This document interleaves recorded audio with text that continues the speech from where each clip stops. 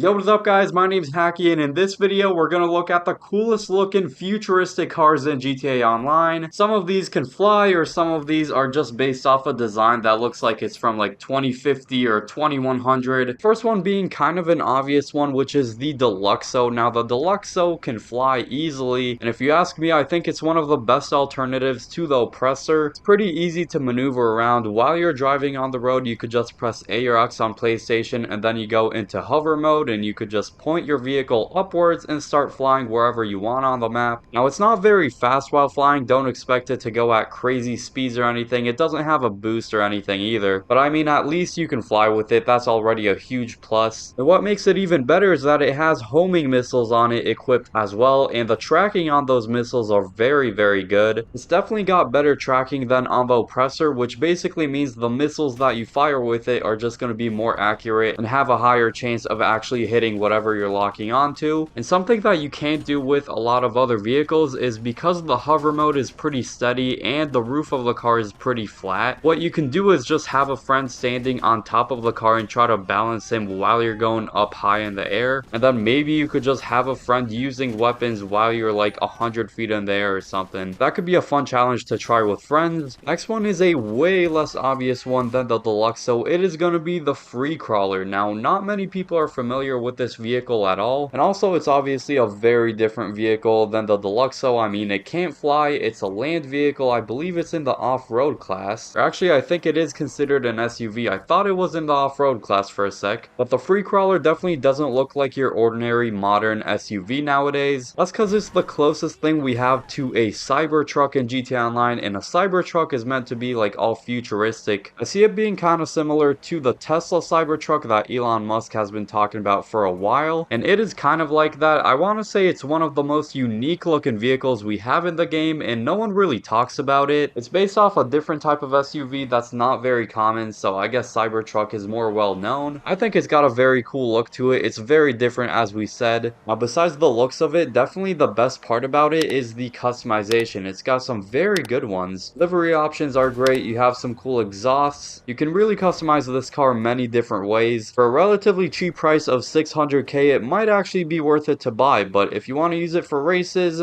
don't, because it's not good for that. We're going to talk about another SUV later on in the video, and that SUV could absolutely smoke it in a race. You know what? Let's just talk about it right now. That SUV is the Toros. It's basically the famous Lamborghini SUV, which in real life is called the Lamborghini Urus. And not only does it look very futuristic, but it looks so clean. It's one of the best looking SUVs in the game, hands down. And it's super fast. It's one of the, if not the fastest SUV in the game by far. Driving a Toros, especially a fully upgraded one, you're gonna notice you're absolutely flying through the streets of Los Santos. It's actually crazy, and good luck trying to handle it while it's going at top speed, because it's pretty difficult. And especially if you put a nice paint job on this thing, it's gonna look so freaking nice. I personally went with a nice crew chrome galaxy purplish type color, which I think looks awesome. The thing that's gonna surprise a lot of people, and it surprised me when I first looked at it, is actually the price point. It's not expensive at all. It comes in at just under $500,000 to buy a very good SUV. The looks are great, customization is not bad either, and then for races, if you can somewhat control this thing at high speeds, it's definitely your best bet. Next up is another somewhat cheap choice. It's actually crazy that every vehicle we've talked about so far besides the Deluxo has been somewhat affordable, which by that I mean a couple $100,000 to under $1 million. This one is the good old Zentorno. It is loved by many around the community. It's one of the most OG supercars in the game, and what made it even better is that in a recent DLC it actually got extra customization. Rockstar just went ahead and gave a couple of old cars new customization, which made it a lot better in my opinion. For example, one of the new additions in the customization is a lot of new spoilers for the Zentorno, which makes it look a lot cooler. And the Zentorno just has that naturally futuristic look. I think it looks awesome. And with the new customization, I think the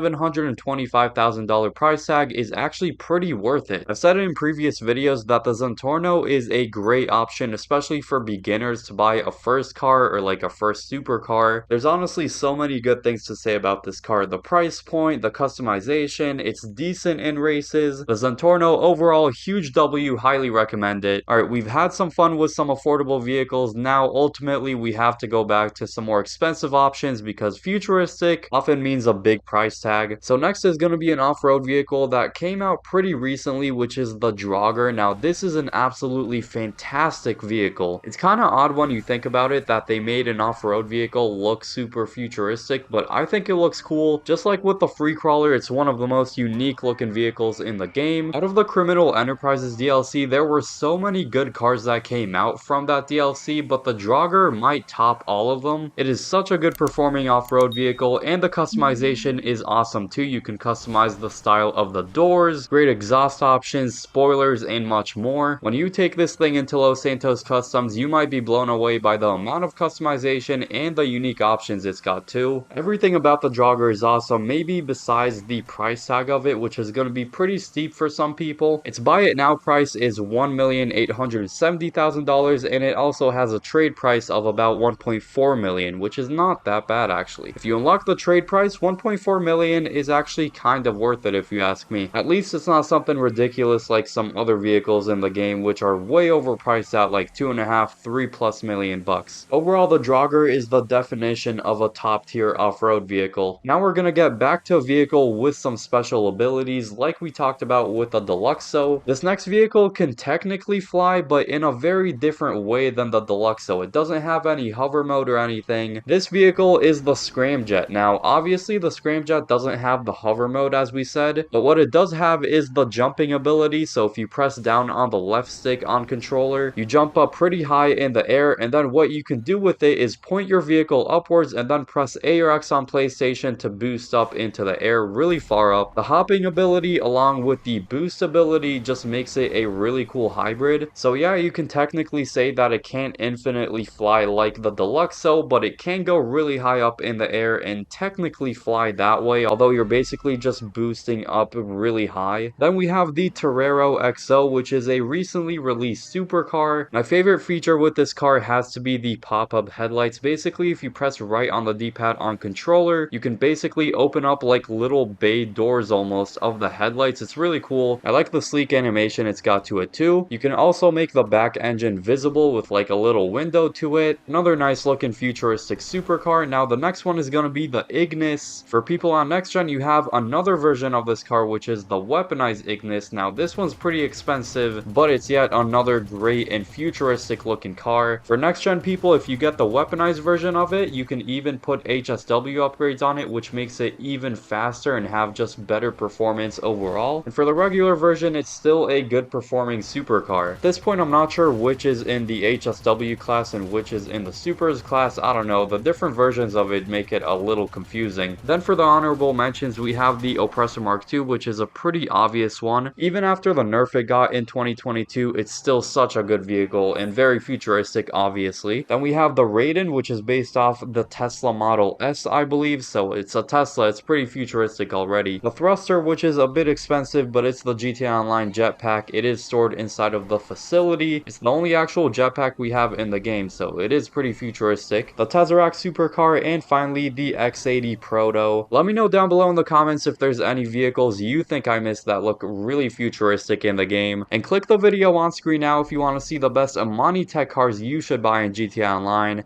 I hope you all enjoy that video, and peace.